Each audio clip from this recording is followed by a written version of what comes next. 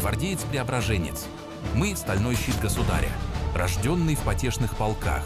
Под Нарвой мы стояли насмерть, умывшись кровью, но не склонив знамен.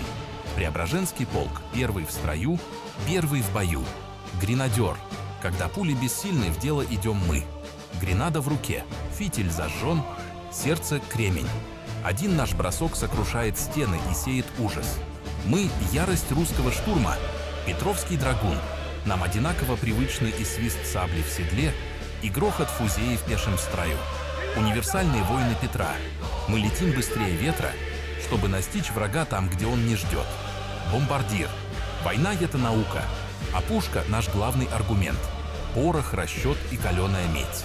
Один точный залп бомбардира решает судьбу крепостей и меняет ход истории. Огонь!